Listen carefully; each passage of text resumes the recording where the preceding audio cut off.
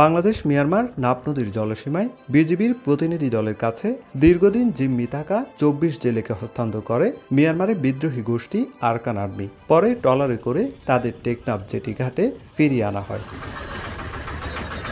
BGB জানায় ২০২৫ সাল থেকে বিভিন্ন সময়ে বঙ্গোপসাগরে মাছ ধরতে গিয়ে অনিচ্ছাকৃতভাবে মিয়ানমারের জলসীমায় প্রবেশ করায় বেশ কয়েকজন বাংলাদেশি জেলেকে আটক করে আরাকান আর্মি। পরে তাদের মিয়ানমারের বিভিন্ন স্থানে আটক রাখা হয়। মানবিক বিবেচনায় বিজিবির উদ্যোগে ধাপে ধাপে জেলেদের দেশে ফিরিয়ে আনার প্রক্রিয়া চলছে।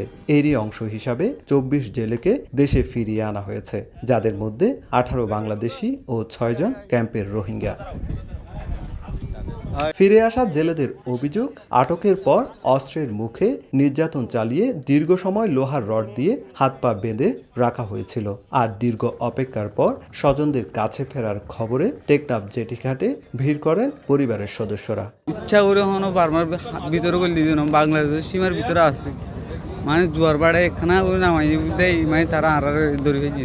নামাজ বাদে পাই আর পাই দিয়ে আমার খুশি হই ইনশাআল্লাহ। এদিকে বুধবার বিকেলে টেকনাফ জেটি ঘাটে সংবাদ সম্মেলনে বিজিবি জানায়, মিয়ানমারে এখনও আটক থাকা বাকি জেলেদেরও নিরাপদে দেশে ফিরিয়ে আনতে প্রচেষ্টা অব্যাহত রয়েছে। আটক জেলেদের প্রত্যাবর্তন একটি ইতিবাচক অগ্রগতি হিসেবে বিবেচিত হচ্ছে। অবশিষ্ট আটক জেলেদের নিরাপদ প্রত্যাবর্তনের লক্ষ্যে বিজিবির প্রচেষ্টা অব্যাহত রয়েছে। বিজিবির তথ্য অনুযায়ী ২০২৫ সালের ১ জানুয়ারি থেকে ১৯ আগস্ট পর্যন্ত আরকান আর্মি ৪৩৪ জনকে আটক করেছে। এর মধ্যে বাংলাদেশি ২২২ জন ও রোহিঙ্গা ২১২ জন। এ পর্যন্ত ৩৪৮ জনকে ফেরত আনা হয়েছে। এখনও আটক রয়েছেন ৮৬ জন, যাদের মধ্যে ৬৫ জন বাংলাদেশি ও ২১ জন রোহিঙ্গা। সুজাউদ্দিন রুবেল, সময় সংবাদ, কক্সবাজার।